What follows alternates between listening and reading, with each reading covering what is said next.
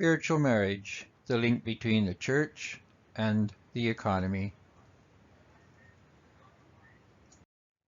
Spiritual marriage is a production of Messianics, the study of the ideas, history, and teachings of the Messiah.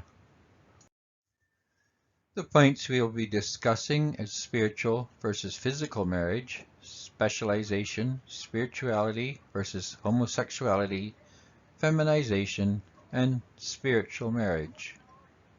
Tells us we are not just physical creatures, we're also spiritual. Matter is dead, it has no life, no conceptuality, it cannot create.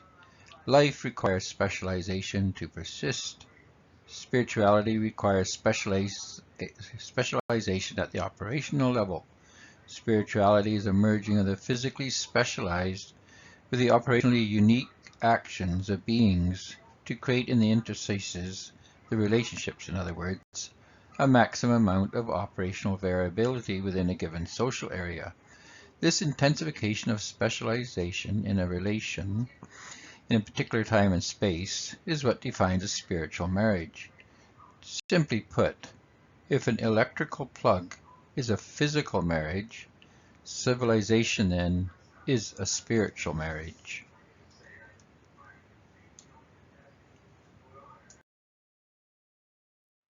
The world is of the opinion that anyone can marry anyone. This is true in a physical sense.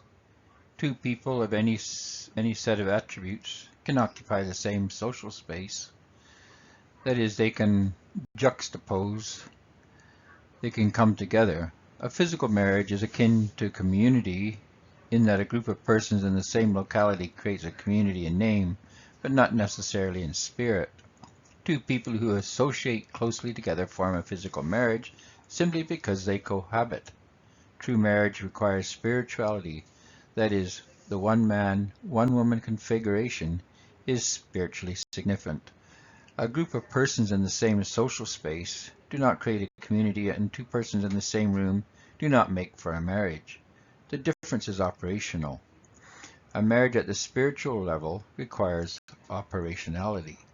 A community not connected operationally is not a community, it's just a juxtaposition of people. Geographical juxtaposition, however, does not a family or a church or a community make. Two identical entities or clones cannot engage in reciprocity, as there is no grounds for reciprocal exchange. There has to be equality in value, yet inequality in gifts. One must be a farmer, for example, and another a husbandman to trade. There has to be a difference between what each person does. The greater the difference, then the greater the potential for trade. So it is with marriage. There has to be distinct roles to make a spiritual union possible. If a distinction does not exist, physical juxtaposition can occur, but the spiritual union will not be there to maintain the integrity of the union. That is, two rocks side by side are not connected to by anything other than spatial proximity. A pair of walls, as a union, male and female, persists spatially and temporarily because they maintain operational vitality. The pair need each other for completeness.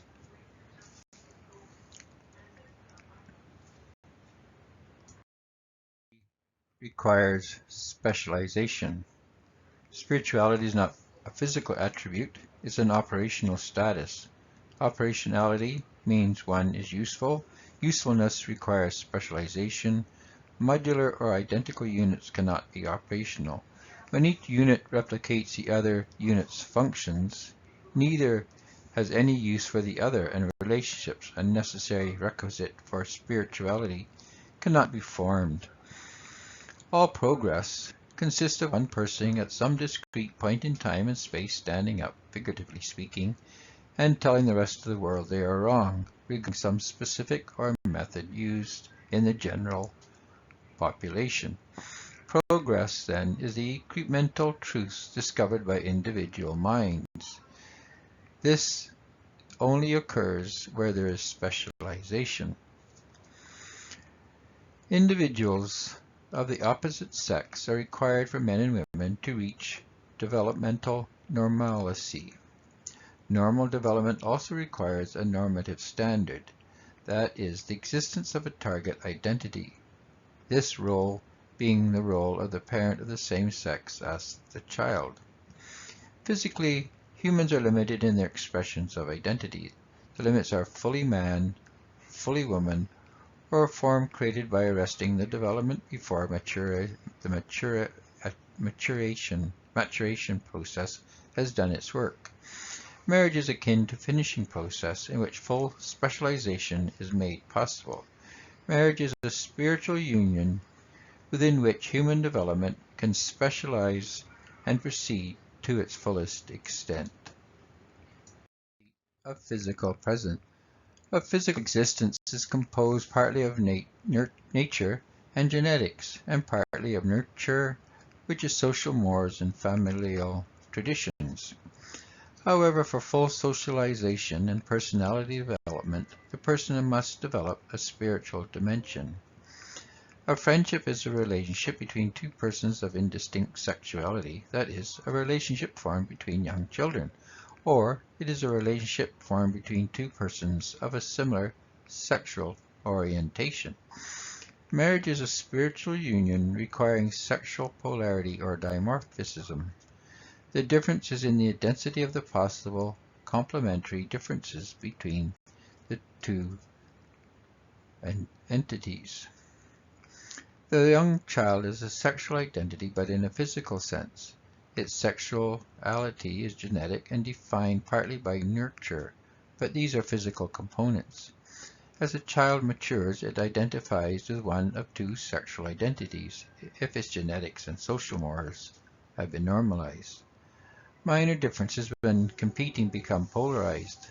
The young girl takes a dislike to the young man, and the young boy takes a dislike to the young girl. As a consequence, each strives to define themselves partly by their dissimilarity to what they dislike. However, if the young boy has been feminized and taught to fear or hate his own masculine characteristics, his feminization will make him not only more acceptable to the young female, she will not be averse to him to the same degree, but she will no longer fear him as male and tend to despise him and seek to acquire the characteristics that she feels he lacks. Gender development consists of a perfect storm of genetics, environment, and spirituality. The child needs the genetic markers and the social milieu of distinct sexual roles normalized by a two-parent family. He or she also preferentially has peers of the opposite sex to differentiate from.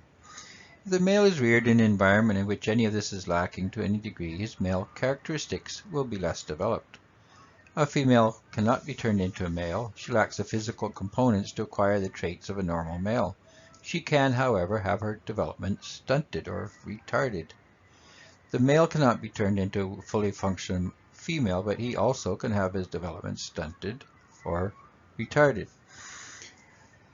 A male dissuaded from expressing the characteristics of a male will take on the persona of a female, and as he fails to develop male physical characteristics, he resembles a young female, and thus has much the same appearance of a female who is not developed fully into a woman.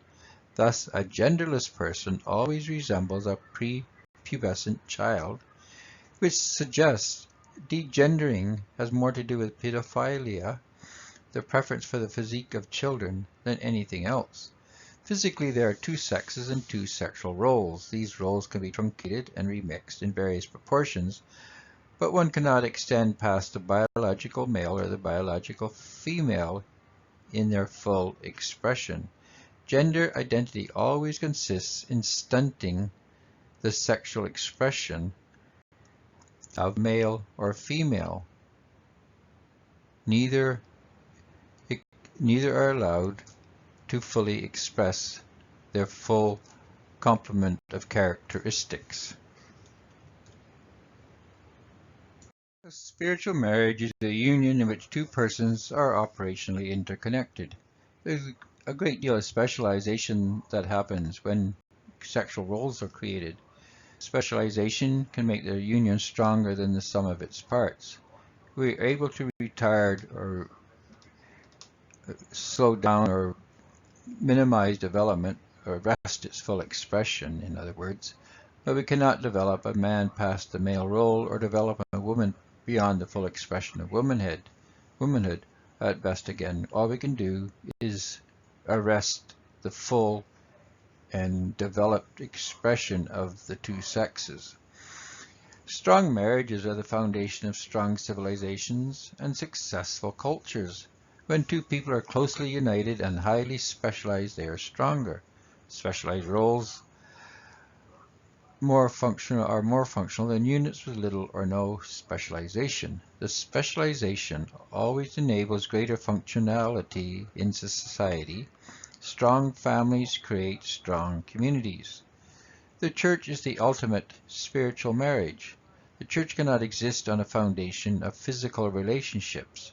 The spirituality, that is the church, requires a spiritual foundation, and this is only created by spiritual marriages of one man and one woman.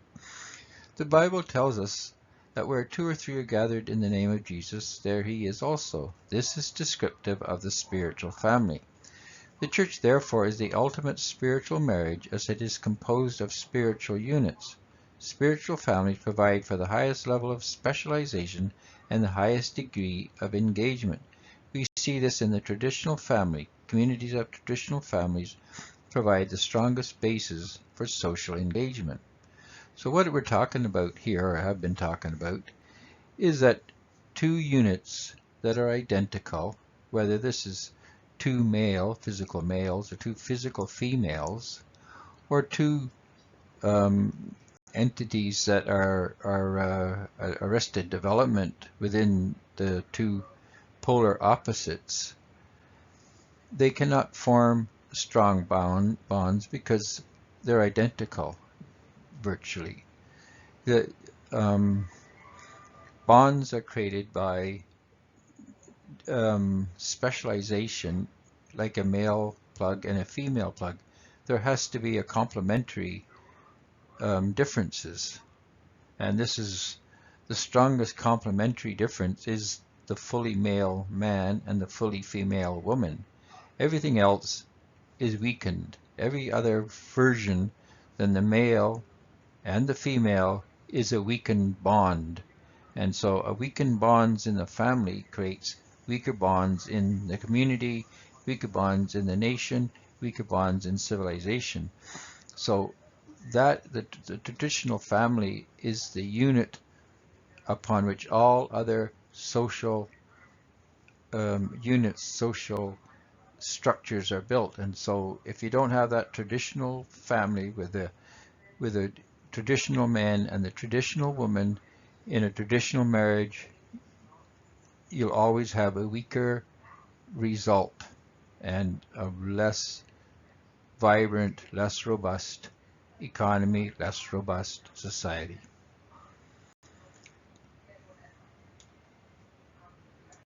This is the end of the video on spiritual marriage. We want to thank you for watching. This has been a production of Messianics, the study of the ideas, history, and teachings of the Messiah. And thank you again.